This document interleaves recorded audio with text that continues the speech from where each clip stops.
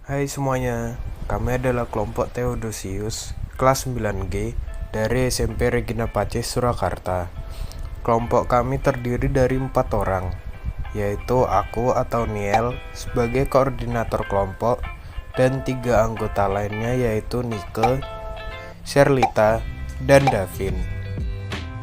Di video ini, kami akan membahas tentang usaha kerjasama untuk mencapai tujuan yang positif dengan beberapa contoh, kendala, dan solusinya.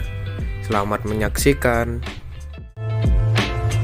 Kemitraan adalah suatu kerjasama usaha formal yang saling menguntungkan antara pengusaha kecil dengan pengusaha menengah atau besar untuk mencapai suatu tujuan bersama berdasarkan kesepakatan prinsip bersama.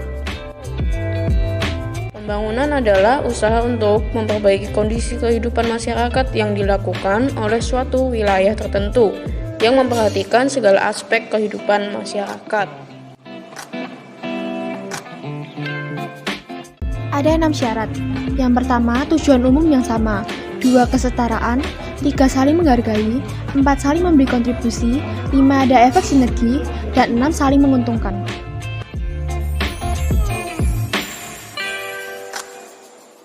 Indonesia mengekspor migas, contohnya produk besi dan baja ke Tiongkok, Amerika Serikat, dan Jepang. Indonesia juga mengekspor non-migas, contohnya produk lemak dan minyak hewan atau nabati. Indonesia mengimpor non-migas, contohnya produk mesin, perlengkapan elektronik, lemak nabati, sayuran, plastik, dan barang-barang plastik. Beberapa kendala yang dihadapi dalam melakukan kemitraan. Yang pertama, pengiriman atau penerima barang yang terlambat karena berbagai kendala. Contohnya, harus dikarantina karena mengikuti prosedur pemerintah. Yang kedua, sulit mencari kerja di Indonesia karena beberapa perusahaan di Indonesia sangat sulit merespon tenaga kerja dari luar negeri karena prestasinya dan orang Indonesia minder dengan kemampuannya. Solusi dari kami untuk pertanyaan E yaitu 1. Kendala pertama. Setelah mengirim atau menerima pesanan, para pekerja harus menghitung berapa hari atau minggu yang dibutuhkan agar pesanan dapat dikirim atau diterima pada hari H tersebut. Mulai dari saat pengiriman kusir, pengiriman lewat pesawat atau kapal, barang yang harus dikarantina, hingga pesanan sampai di pembelinya. Kendala kedua, menurut saya sendiri anak bangsa Indonesia harus sudah fasih berbahasa Inggris.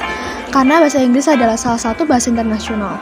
Bisa mulai dengan menambahkan kebiasaan orang Indonesia untuk belajar bahasa asing, praktik kerja yang mengharuskan bekerja sama dengan orang asing, dan lain-lain.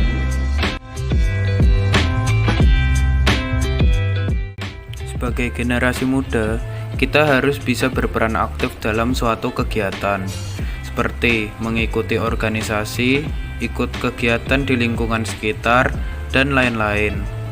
Contohnya, mengikuti PMI atau PMR, mengikuti kerja bakti, ikut lomba seperti lomba robotik, dan lain-lain. Sebenarnya, masih banyak lagi yang bisa kita lakukan untuk mencapai tujuan yang positif, yang sekiranya bisa bermanfaat suatu saat nanti. Kesimpulannya, kita sebagai generasi muda harus berani untuk aktif berkontribusi, salah satunya dalam kemitraan. Gak ada loh salahnya untuk dicoba, karena bisa jadi pengalaman buat kita.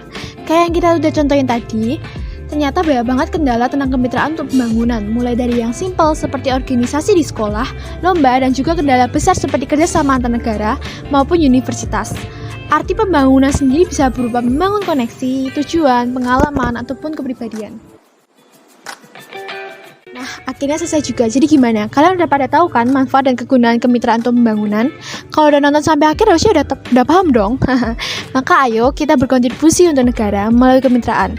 Mulai dari yang gampang aja sih, kayak ikut organisasi, volunteer, lomba, dan lain-lain. Oke, kalau kalian suka sama podcast kali ini, boleh banget di like, subscribe, maupun di share. Makasih udah nonton, sekian dari kami, bye!